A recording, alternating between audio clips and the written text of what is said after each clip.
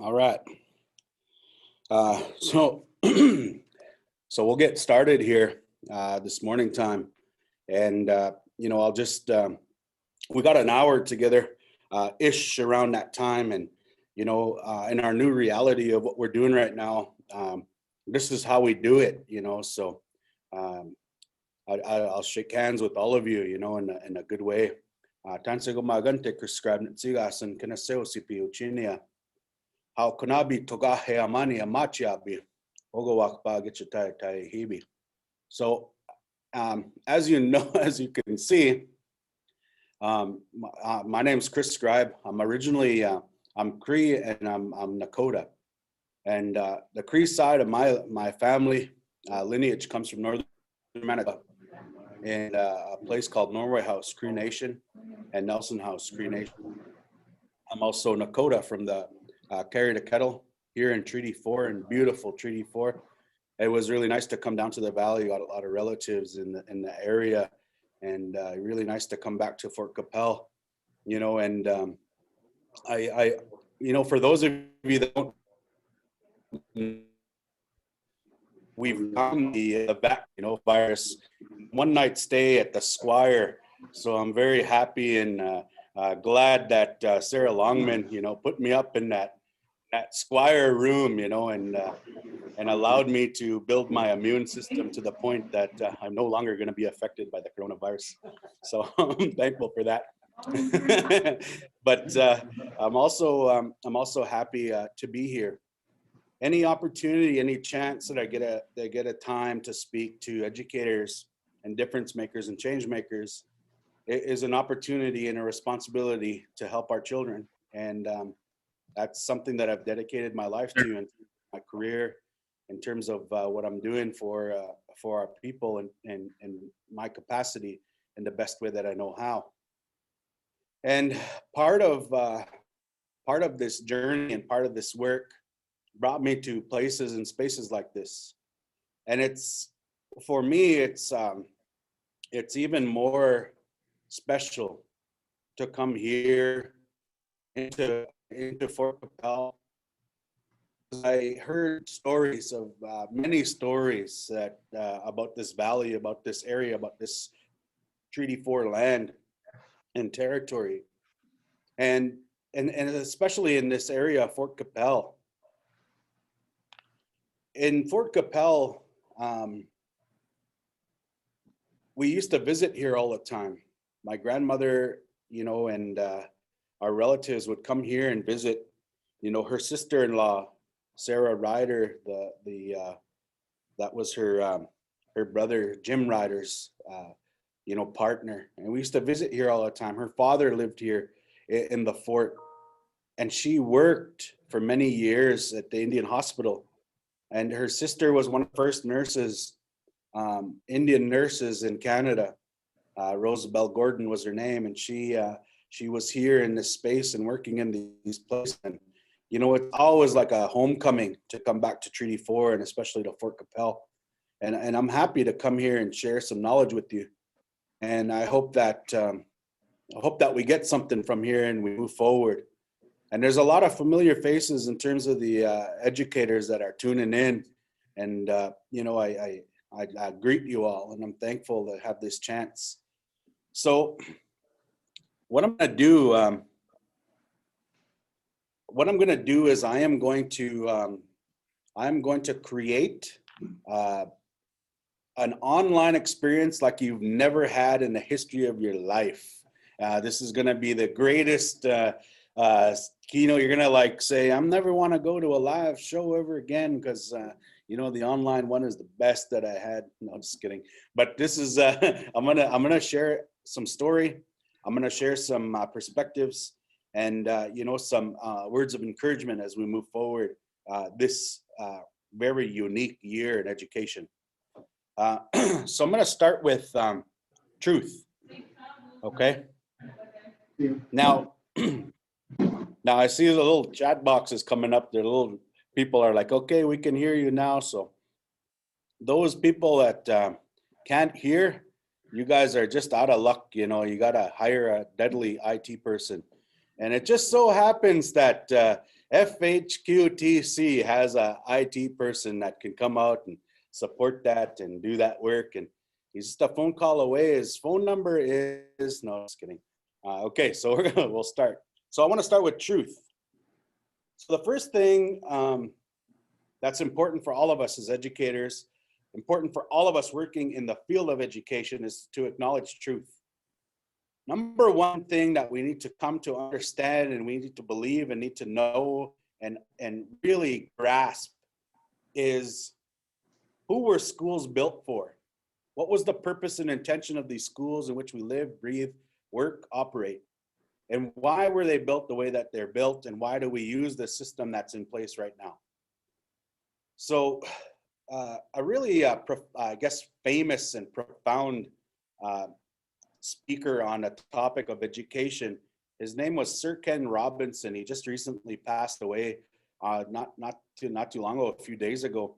But Sir Ken Robinson, if you don't know some of his stuff, have a listen to him. He's done a lot of TED Talks, and you can find a lot of his stuff on YouTube and different places. And if you're just cruising, driving somewhere, going somewhere, it's 5-minute, spiels that he does on TED.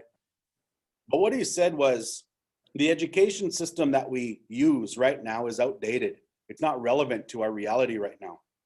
It's not relevant for everybody, for all people. Now, what does that mean for us here in Saskatchewan? Why do we have a summer holiday? Why do we stop our education system from the end of June and then don't start up till September? What's the reason for that? It's not because we want the lake life, or we want summers off for powwow. That wasn't the purpose and intention of operating summers off. The intention of it, the reason why we do that, is so that the children that are going to school can go and help with the crops and the farming in the summer months when it's busy. That's the reason that they go and help. Now, in all my years of teaching, in all my years of working in a school system, I can maybe count one student in all of those years that ever went to go help farming in the summertime. Nobody helps with farming anymore. Even the Hutterites have a whole massive system of machinery that they don't need human beings to do all of that work anymore. So the education system, as that summers off, is outdated. It's not relevant to our reality right now. None of the kids in our schools are going out to drive the tractors on the farm in the summertime. So that simple structure right there is outdated. Why do we use bells? What's the purpose of a bell system in our schools? What's the purpose and reason that we use bells? It's because the education system was designed, that we know it right now, designed in a time where we were training students to become factory workers for the Industrial Revolution. We wanted students to come into an education system and to go out into factories and sit on these lines where they were creating all of these different products. So what they did was they organized children in desks and rows, like a product assembly line. And bells told us when we switched to bells told us when to eat. Bells told us when to go into different spaces. We were organized in very neat little age-appropriate classrooms. Now, even the age appropriateness of education as we know it, when we're teaching in a classroom and we have all the kids the same age, not all of them are learning at that same level. There's some kids that take a little bit longer to learn a certain concept. There's some kids that are amazing, powerful, critical thinkers that are well beyond that level. And it's just a wide variety of different levels and understandings. So why is it that we group kids in terms of age in our school system? It's only because we think that the thing they have the most in common with is this stamp of when you were born, and that's the only thing you have in common, when that's not the reality. So the first thing that we need to know is that the education system, the truth that we need to tell ourselves is that the education system that we know right now is outdated. It's a system that was designed 100 years ago. And the other thing that's important to know is that the education system isn't relevant for today's world and right now and what we need to do moving forward. That's number one. We can't move forward without understanding that truth. And that's for everybody. That's the blanket statement for all people that are living in North America. That's the blanket statement for all of these individuals that are working and living in an education system. Now let's talk about Indian people. Let's talk about what the education system has done and the truth behind what education is intent was for us. If we already know that the education system is outdated for everyone, let's talk about now what it means for Indian people moving forward and what that is for us and what we operate in our school systems moving forward right now. Okay? Our language, in terms of any language that's spoken, any language that we speak, any language that we share that's indigenous, has a spirit and an intent. It has something in there that keeps it alive. And so as my mother-in-law, what tells me that write language on a piece of paper, language becomes an object that's never alive. That the language needs to be spoken, because how we interpret that and it becomes alive and it becomes a thing. You know, it's a entity that exists. And how I want to explain that to all of you and where that comes into effect right now is that the education system, it is westernized education system that we run and operate and that we live in, was designed for old white guys. That's who it was designed for. It wasn't designed for women. It wasn't designed for indigenous people. It wasn't designed for people of color. It was designed for old white guys to fulfill and become lawyers and doctors and these massive politicians and to do that work. That's awesome, you know, for them. But it's not so awesome for us that have to live and work in this place. The education system for us is exactly what our children described when they said, where did you go after residential school? And they returned home to our communities. So what does that mean? Our language is alive, it's breathing, it's entity, it's a description, it describes, it brings to life what actually happened for the things that we talk about. And this word, for those of you that are Cree language speakers, you understand that one single word could have root words that bring everything together to describe exactly what this means. Two people told me this story about that word for school. Kiskanamatogoigamik is the word that we use for school. It's written in Cree with all of these nice little macrons on a lot of the schools that are Cree in the areas that you are living in right now. And it's also written in these different languages, Dakota and Soto, that are part of part of your school system when you're putting the words up and making it look really nice. So one of the things that's important to know is that two people told me a story about that word. Two people that are well-respected Cree language ambassadors. One of them, his name is Barry Ahenakew. And the other one is my late uncle. His name was Arsene Tutusis from the Palmaker Cree Nation. And both of them told me about root words of Cree language and that these words are broken down and they tell us who we are and they give us this sense of understanding that our words are more than just an object or a thing. So this word for school, you have to understand that it was a new concept, this schoolhouse, this building, this westernized education system. It's not something that we owned as Indigenous people. We didn't have that type of schooling. We didn't sit in classrooms. We didn't sit with a chalkboard behind us in this beautiful date written on the top left-hand corner and you know, handwriting and a schedule. And that's not how we operate our lives. That's not how we operated our lives. When children were taken into these industrial schools and these residential schools, when they were taken over here just down the road in this valley into LeBret, just down the road, down the highway into Brandon Residential School, that they were taken over there into the Battlefords, into Delmas. They were taken into all of these different places. These children experienced something. They experienced a really shitty version of what education, the idea of it is. terrible, awful experiences that they carried with them. And when they returned home, the parents asked them, "Where did you go? What was it like? Tell me about it." And the word that stuck, that was most relevant, the word that made sense to those children and to those people that were returning home was this word of kiskanamatogawigamik. And if you break that word down, what that actually means in the literal translation and the root words of that is a building that you go to learn to cry. That's our interpretation of a Western education system, is a building we go to learn how to cry. Now, what does that mean for us? What does that mean for my grandmother who attended these schools and her father?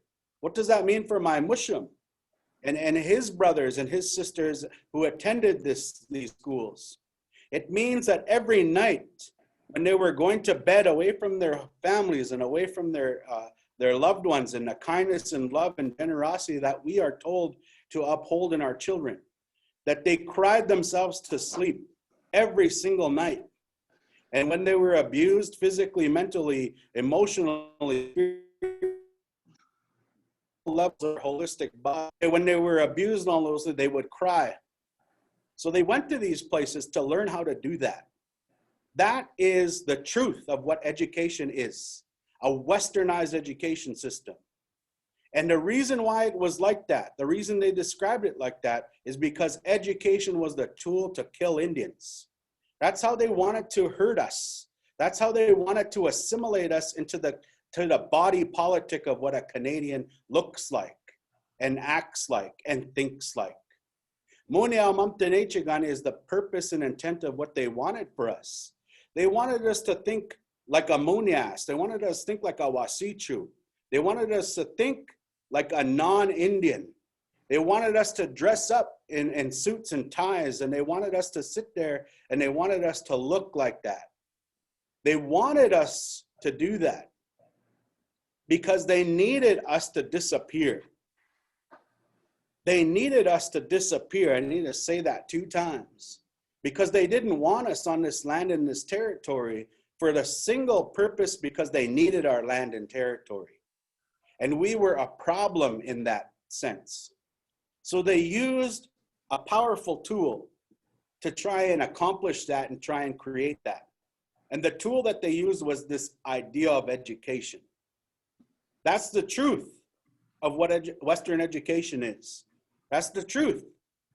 You want to tell me that I'm wrong? Let's look at some facts. Go into the city, go into any provincial system that operates and runs their education system the way that it's originally intended.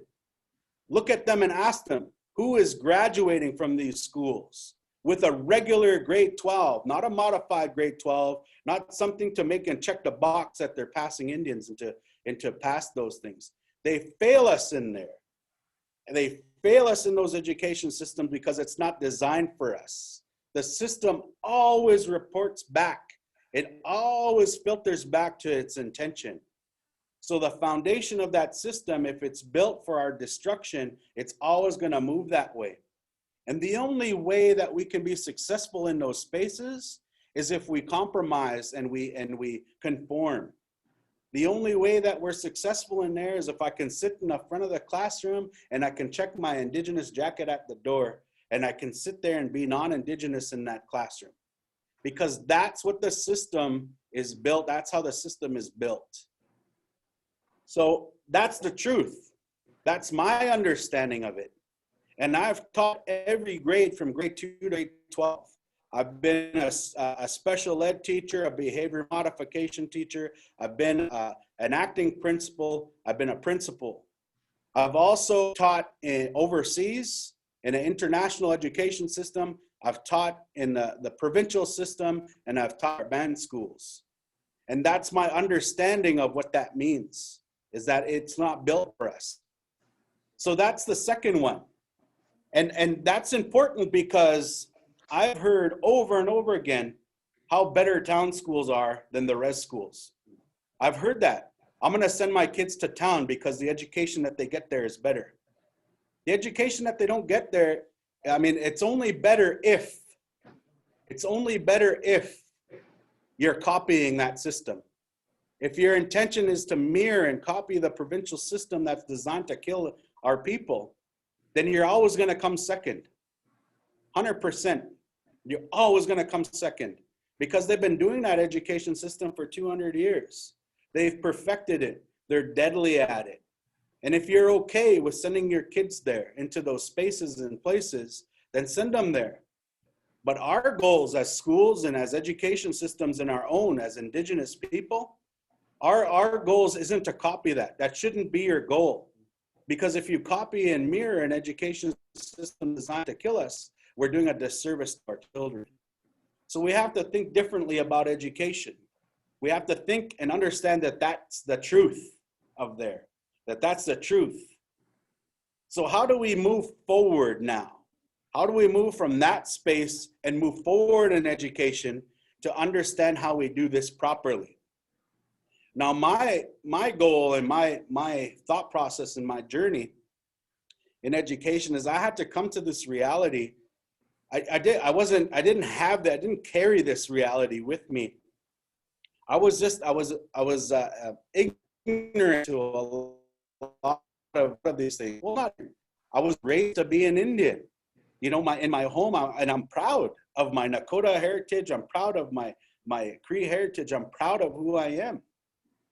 You know, I've had really strong Indian role models that taught me to speak up against racism, that taught me to speak truth in every aspect and space that I can. But when I became a teacher, I thought I had to conform to what a teacher should be, that I'm a teacher first and I'm an Indian second. When that's not the case, we are working for Indigenous children, we're working for Indian children, then we need to put that at the forefront. And our training in terms of our methodology is our epistemology and everything that all the ologies that are out there, they come second to us being Indigenous first. Even if you're not Indigenous working in those schools, your goal is to put on an Indigenous lens, an Indigenous hat when we get into those spaces so that we can help and support our communities moving forward, our children moving forward. Now, what I'm doing here and this talk with all of you, this is easy. This is a simple thing. Anybody can come and they can pound tables. You just have to go to the FSIN Ledge Assembly and you can see a whole bunch of speeches like this. A hard thing to do is what you're doing. It's your job on the ground. It's you working with those children. It's you trying to figure out how you can support them in their indigeneity, but making sure that they're successful in this world as well. So how do we do that? What's some things that we can do in order to create that space? So I don't have a simple answer for you. I don't have something that just, here's the step-by-step pan-Indigenous Treaty 4 way to do this. I don't. I wish I did. But I have a couple of ideas. And I always think about when you say something, you have to make sure that you solution think and how we make that a reality as well. You can't just say something with no context. Yeah, I can't just say something with no understanding of how we reach that goal. So we already said we need a truth bomb what the education system is for everybody. We need a truth bomb what the education system is for Indian people. And then now we need to start the work. So what's the work?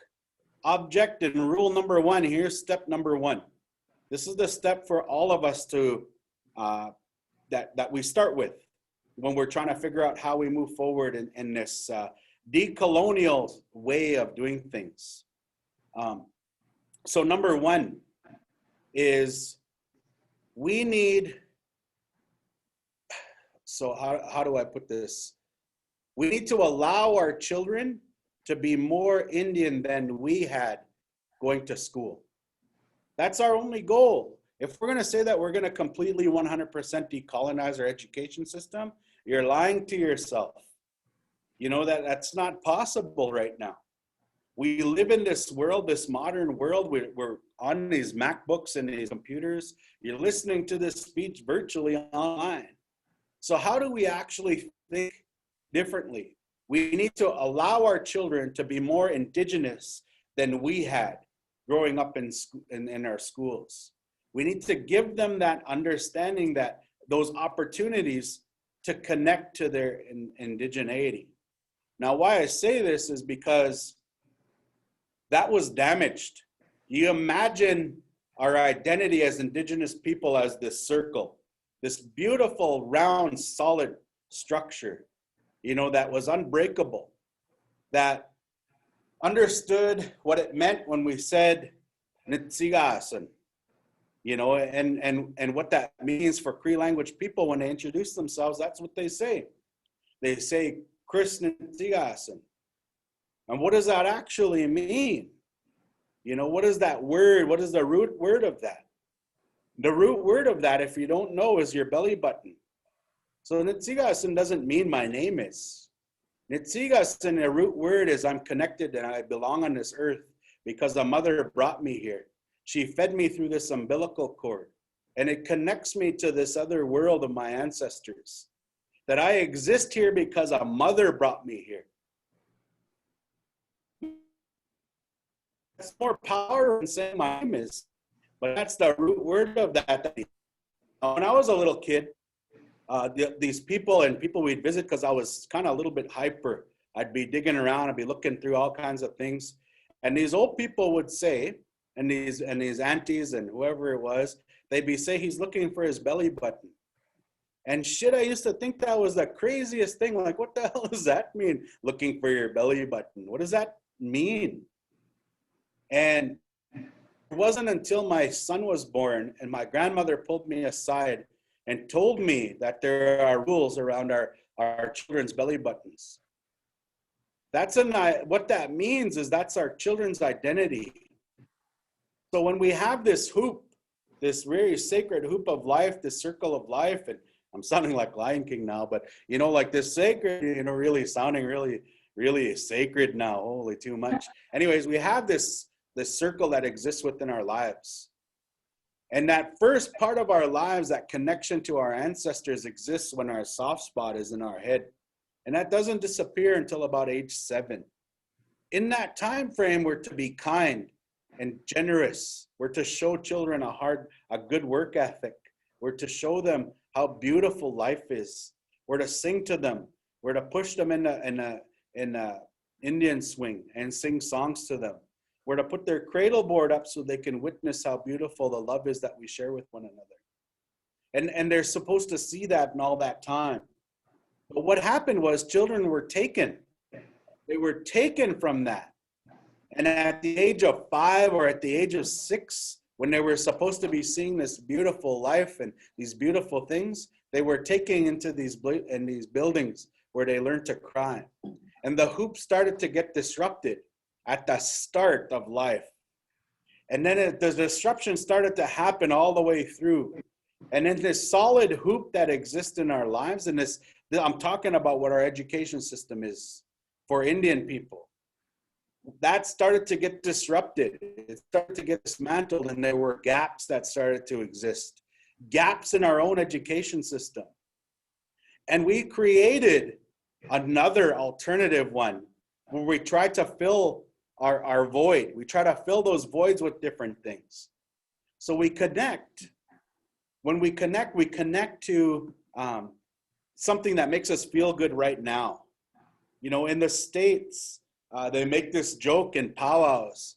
Like, there's a kid up here with a dirty face and a full pamper and, you know, no pants on, and he's up here all dirty, but he's got $300 Jordans on, you know.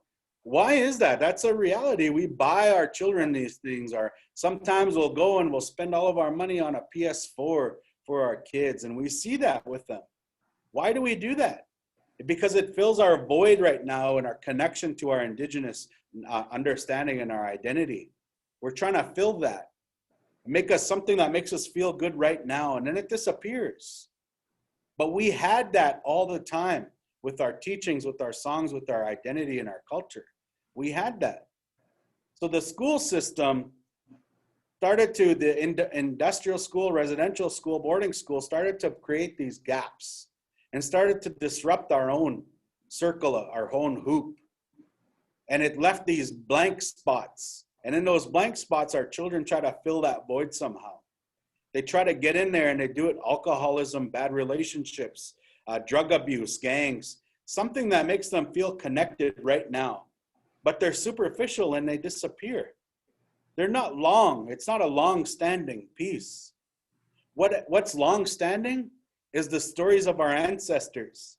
What's long-standing, what fills that void of identity loss and fills that void for us to find our belly buttons? What finds that is a connection to our culture and language, our dances, our ceremonies. What connects us is going out on the land and experiencing what that means, picking sweetgrass, going out and fishing, going out and hunting, knowing all the protocols when we collect these different things to sustain our lives. Those are all long-standing hoop fillers for the stuff that we've missed. And we're all on this journey to repair that hoop. And a school system that's designed for Indian people, that should be your foundation, is to fix that hoop, is to find ways that you can create a bridge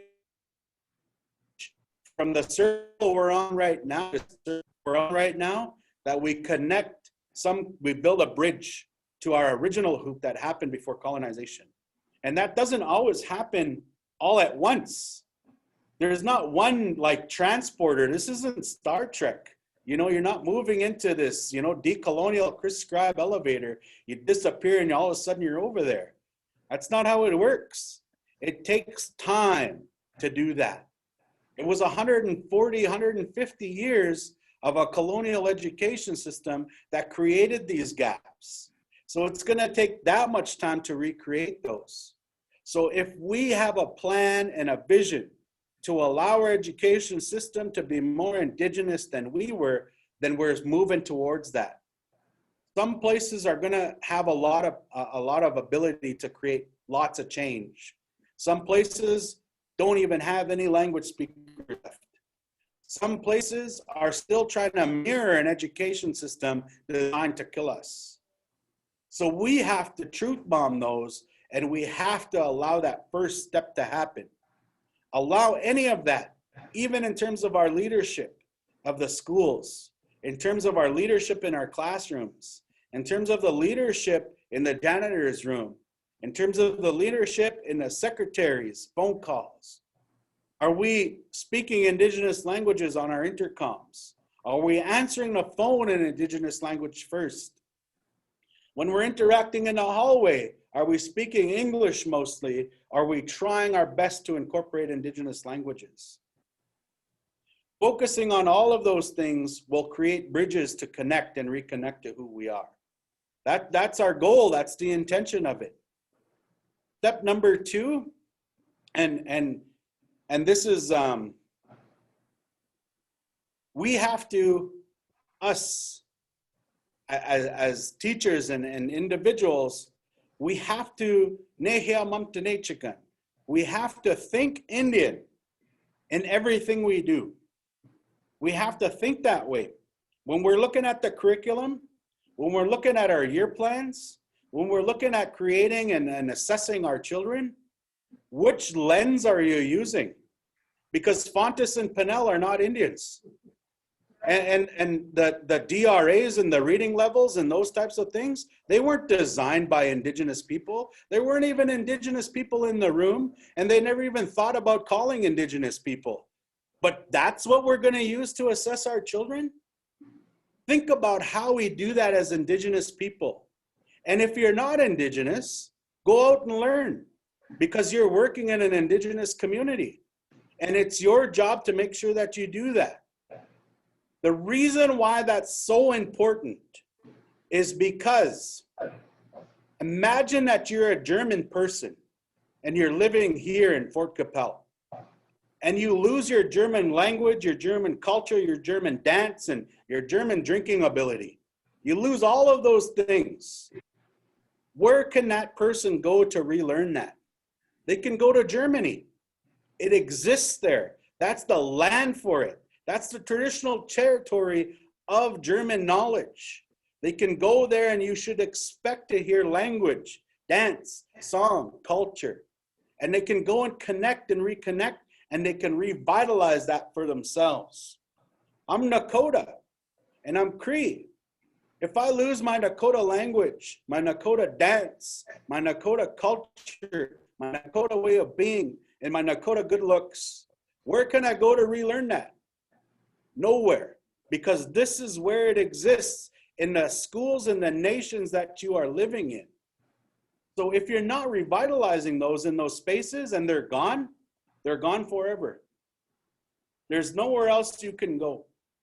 So it's vital that we put these lenses on and we look at them as indigenous things first, as our intention of creating this.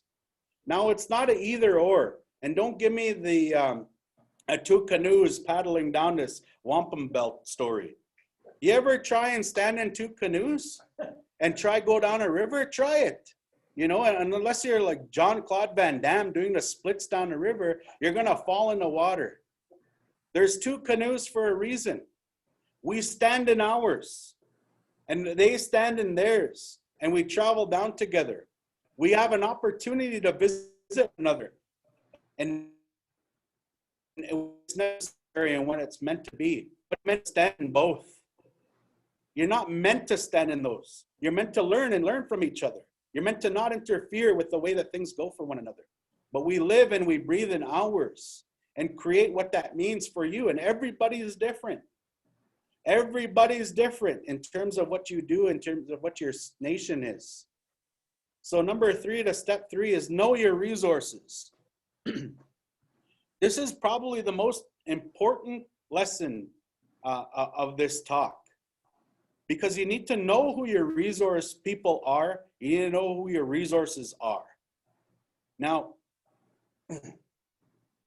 I am English is my major in terms of my education.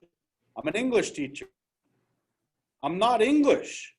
You know, that's not part of my culture. I mean, you know, I got Scottish roots and there's a little bit of hair growing here because of that.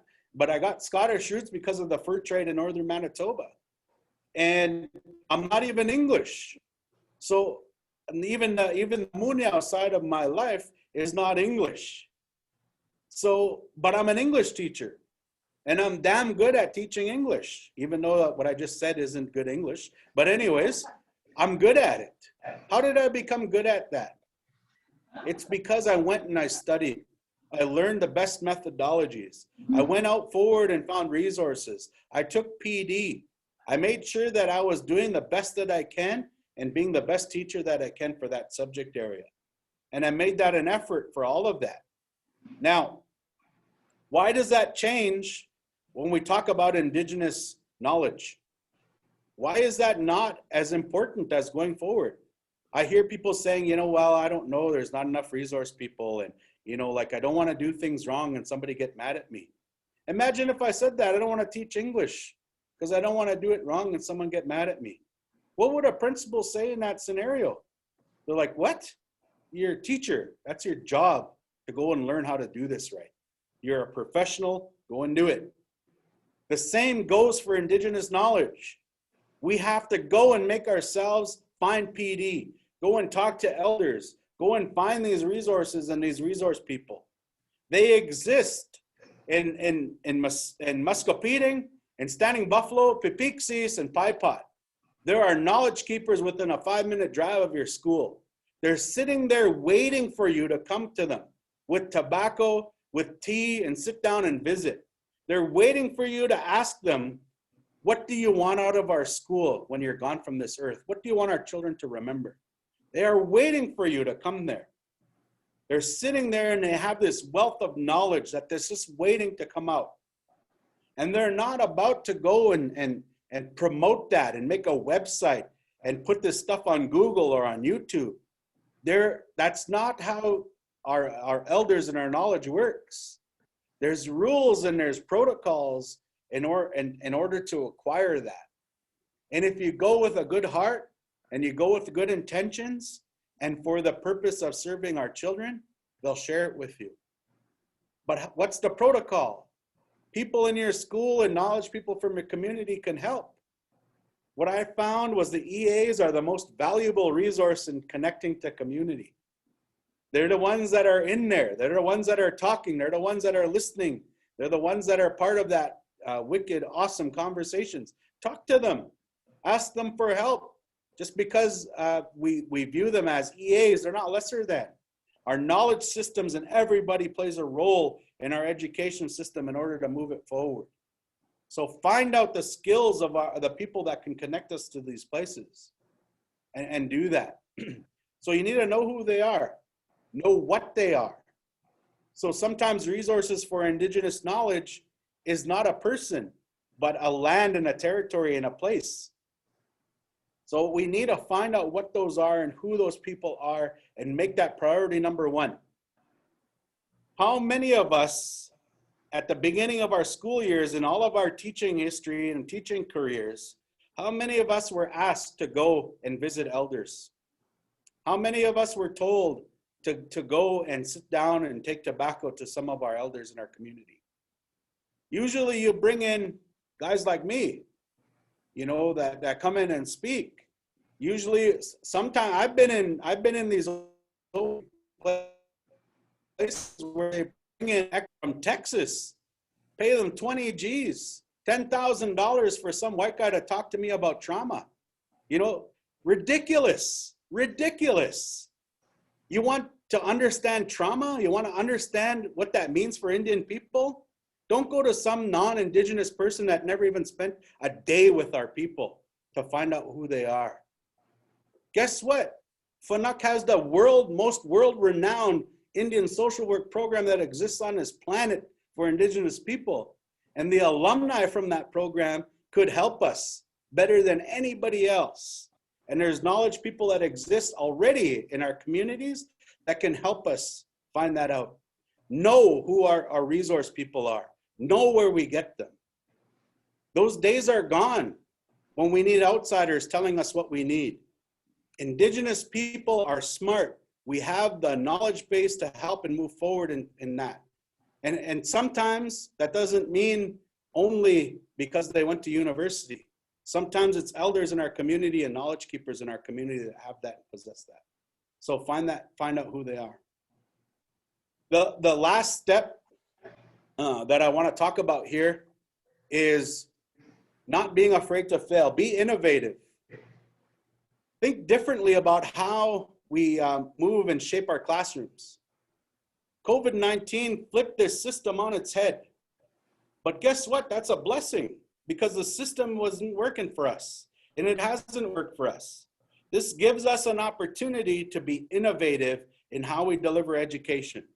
This gives us an opportunity to do differently, do things a way that hadn't been done before. It's giving us the opportunity to change our mindsets and how we move forward in education. How we can create change so that our children aren't failing out of our schools and graduating into gangs, into drug abuse, that our kids are not failing out of our schools and moving into a life that's of despair. We have to think innovatively and differently about education, and now is the time because everybody has to do this. And I want to speak to the principals and the education leaders of these schools right now. It is not your job to take the credit for the successes of innovative teachers. It's your job to celebrate them. It's also your job to allow them to fail. Give them the opportunity to try something, and if it doesn't work, you stand in front and you say, I allowed this to happen because I need my teachers to think this way. Take the bullets for your students. Stand in front. Make sure that make sure that your teachers are aware that they can try things differently. And the teachers, you need to think differently. If you're teaching language in your school and you're still coloring teepees and you're still counting 1 to 10 and you're still worried about spelling of the months of the year, then you need to think differently because that hasn't worked for our people in language learning for 35 years. So why are we still doing that? How did we, and those of you that are listening that are language speakers, how did you learn your language? Did you learn, did your parents, your kukam, or your grandfather, your musham, did they stand in front of a chalkboard and make you write piyak? Nisto, nisto, newo. Oh, you forgot the mikron on the E. That's wrong. Did your musham do that to you? No, we don't learn language that way. That's not how Indian people learn language. Return to how we learn. We need to speak our language. We need to speak and do that differently. We also need to think differently about how we operate our school systems and our classrooms. We need to do this innovatively. Now is the time to really take chances. Your principals and FHQTC and all the people that are connected to this organization and led, by Sarah Longman and all of this, she's allowing, and their principals are allowing innovation to happen.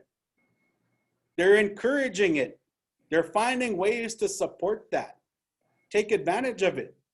Because if we do the same thing that we've always done, we're going to get the same results. And the results are we're failing our children in our schools. That's the problem, and that's our own schools. Now, those are some ideas and a starting point for all of us to move forward. The main thing is to put on that lens, to think differently, to take chances, to be truthful about ourselves and our reality of education right now. To be truthful about what we're doing as we move forward in education. That's the beginning steps. Because I had to come to a reality and a realization. And I really believe in Indian control of Indian education.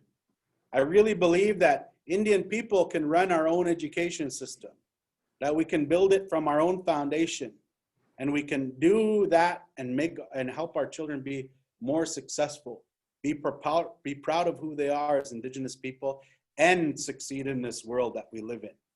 I believe that that's possible. But the truth that I had to come to this reality for myself is that we have Indian control of colonial education. We are controlling a colonial education system. There's Indian people running the show, making decisions and doing the work to further oppress and further assimilate our children. I did that. I had to truth bomb myself. And I had to make a vow, an Indian vow. Not like, an Indian vow, for those of you that understand what that means, that's more. That's a vow with the Creator. That's not a wedding vow, some people, are somehow about that one. But we make these vows as Indian people. Once we say it, it has to happen. We have to do that. So I'll ask you, as you move forward in your education system right now, as you move forward in what it means for you as teachers and educators, I'm going to ask you to do this. And when I did this, it created and it made me responsible for education and moving forward in Indian control. And I'll end with this story. My grandfather, Nimusham, his name was Murdo Scribe. Now, he was a hunter, fisher, trapper in northern Manitoba. Lived, breathed, understood he was a PhD level academic in ecology and water understanding, in the stars, astronomy and biology and plants, and like everything that existed on the land, he knew from stories from his ancestors, from living and learning off the land, to being this land-based Jedi. That was my grandfather. And in the 70s, they were forced to move out of his territory, in our traditional territory of Sipastik, this river where our trapline, my family's trapline, operates. They were forced to move out because children were returning home from this residential school, and they were starting gangs, and they were bringing alcoholism, and they were creating this really terrible atmosphere, and they were destroying the land in which my Musham loved. In order to save his children, he moved them out. He made a decision to move them out to Portage la Prairie. And when he moved out there, he started to work part-time for the Manitoba Education Branch, the Native Education Branch of Manitoba. And he started to go into schools and talk about Indigenous knowledge, Indigenous ways of knowing. He started sharing stories. He became an award-winning children's book author. And he started to share this knowledge and taking these models and sharing and telling stories of the trap line, telling stories of the cabins, of these amazing individuals that would run on snowshoes for 400 miles across the Lake Manitoba and Lake Winnipeg breaking trail for the Hudson's Bay Company. He'd be telling these stories all the way along. He loved Indigenous knowledge and he shared it, and the schools were grasping at it. Not just Indian children, all children were grasping on that knowledge, wanting to learn more. Now, my grandfather passed away when I was 3 years old from cancer. And he never got to continue on his mission and find another love in sharing the knowledge of our ancestors with these kids in school, so that they can connect and be proud of who they are. So that some of the non-Indians can connect, know that we're more than what he did within of us. He couldn't do that. And when I started to become a teacher, I had an assignment, Net Foundations 101. Why do you want to be a teacher? Now I'm a powwow dancer and a powwow singer. And my original thought was, I want summers off with pay, so I don't have to worry about placing for gas money home, And then I thought, man, that's not going to get me good marks. That's going to be a terrible, terrible answer. And as I was driving across, living in the community in which I was raised in Palmaker, Saskatchewan, and passing this valley, the North Saskatchewan River, and I was coming up on the river, and as I was coming up, the sun was coming up over it was happening here. And my grandfather's name was Saga still, the sunrise. The sun is shining. And as that sun was shining, I came to this reality that I'm going to make a vow.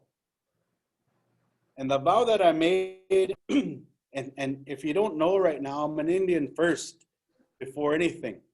I'm an Indian before my B.Ed or my M.Ed. I'm in the last year of my PhD, and all on my education experience. All of that is secondary to me being an Indian first. And because I'm an Indian first, what I believe is that when I take my last breath on earth, that my ancestors are going to greet me. And the head of that line is going to be my mushum, Nimushum. He's going to stand there, he's going to greet me. Saga still is going to come there and he's going to greet me. I believe that with all my heart and soul, and my entire being believes that that's going to happen. And I made a vow that morning of going to school to become a teacher. That the reason why I'm in education is to do what my mushum wasn't able to because he passed away. To continue on, to make sure that our children are successful, they're proud, and they do amazing things in school. And the first words, my vow to him, the first words that happen are, Mushum, I did everything I could in my life so that my children will be successful, our children will be successful, and they'll be proud of who they are, and they'll be amazing people. Just like you would have, Mushum, if you could have stayed on earth longer. That's the vow I made, the promise that I made. And what that's done for me, it's created this truth bombing mission. Whenever I try and go halfway, mama sees, or I don't do everything that I can, I think about him. Because as human beings right now, we're faulted. We're not perfect. And one of those faults and one of those imperfections is our ability to lie to one another. And I could be sitting here and bullshitting you on all of this. But I can't bullshit my mushum, who I made that vow to. He's watching me.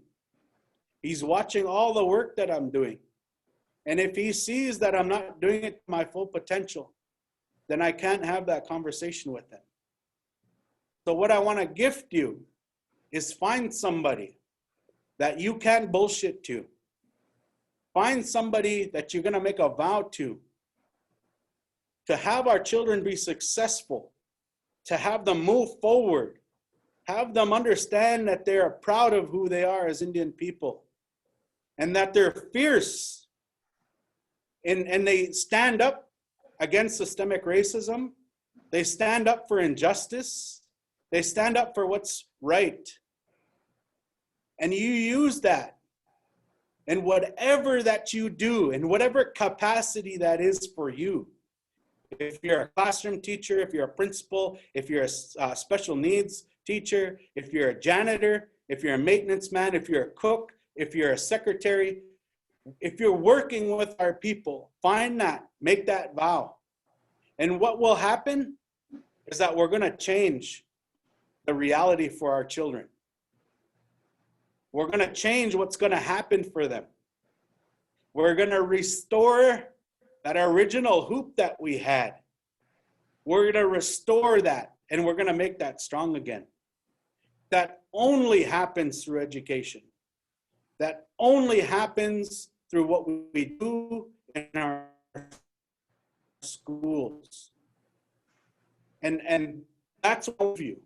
That's what I want to gift to all of you, that you take this and you move that forward. And I'm going to end this talk now. But before I came here, I was feeling nostalgic about this place. And I was feeling really happy about coming here. And I went outside here to outside this big teepee in this Qu'Appelle Governance Center. And I looked at the valley and down the valley, and I invited all my relatives to stand and be witness to what we were doing here, and to help me share a message with all of you. And that's what you got. This isn't my knowledge. None of it is. And it's them. And all of us have that ability to do that. All of us have that connection. All of us can do that for our children. So thank you very much for the invitation.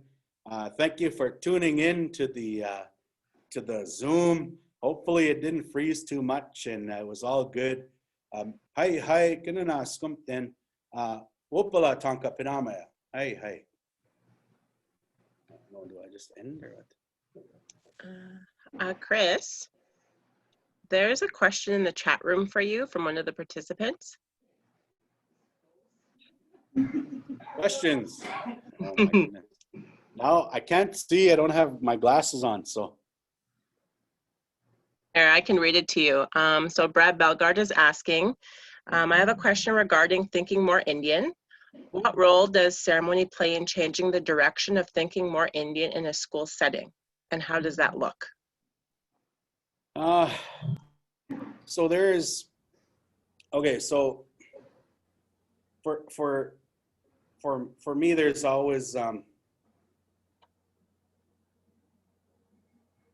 when we think about that original education system, and this is a whole other kind of, another long ass talk, and I'm swearing now, so it's getting worse. But in that original education system that we had, we start off at before we're born. We start off before we're born. We start off in this understanding that our spirits choose the parents. If we've heard that before, thank you for choosing me, you know. And then we come into this world, and then when our children are born, we have ceremony to put those belly buttons in certain places. We have a certain way in which we're to raise our children up to a point. And then that happens for the first part of our life. And then stories are shared by elders and knowledge keepers.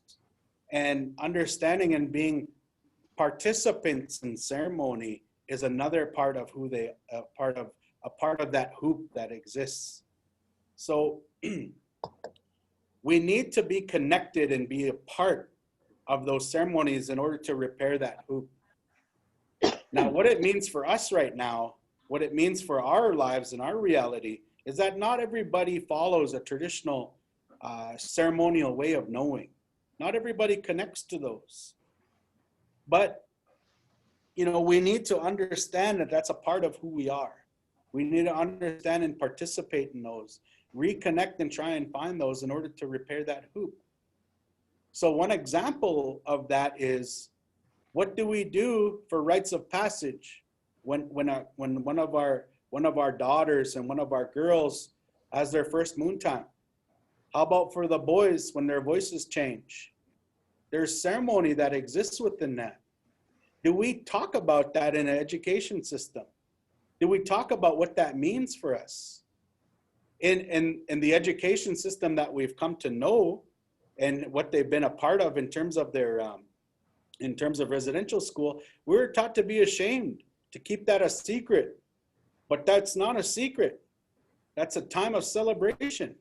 And there's ceremony that goes along with that. So we connect to those different things, incorporate that, and they're all different depending on which nation you are, which is why it's impossible to create a curriculum to incorporate indigenous knowledge, because they're specific to each nation. There's things you can do and some that you can't do in others. So what does that mean? We start by being and connecting more ceremony than we had in our schools growing up. So do our best to keep moving forward, to reconnect to those things, research what they are, bring them forward, have them as being a part of who we are, because it's part of the whole. Remember, we have gaps in our original hoop, in our original education system. We have gaps in there. And part of those gaps, and some of those gaps, are ceremony. So we need to repair that and try to find out how we do that. So that's the best way that I can answer that. You know, and it's difficult. It's difficult because our cultural ways and our ceremonies have been attacked for a long time. They've been the object of you know, this attack. I remember stories that our elders, my great grandfather Charlie Ryder, putting tar paper on his house on Assiniboine Reserve and continuing to have ceremonies in secret. You know, so we need to take the tar paper down. We need to take the tar paper down. We need to celebrate those things. We need to incorporate them and bring them back as best we can. Reconnect to them and incorporate them in our schools. You know, and try our best. All we can do is try our best. And a friend of mine said that these things are never lost. They're not lost. You know, they're not going to disappear. They're sleeping. And they're waiting for us to wake them up. So we try to figure that out. So hopefully that answers that question, Tahashi. So, yeah. Okay. All right. So I don't know if there's any other questions. There's other things too that you guys got planned for this wicked day, you know, and I'm around, you know, like if anybody ever wants to reach out or talk, you know, so I did a talk like this and I got a whole bunch of requests to go and speak in classrooms.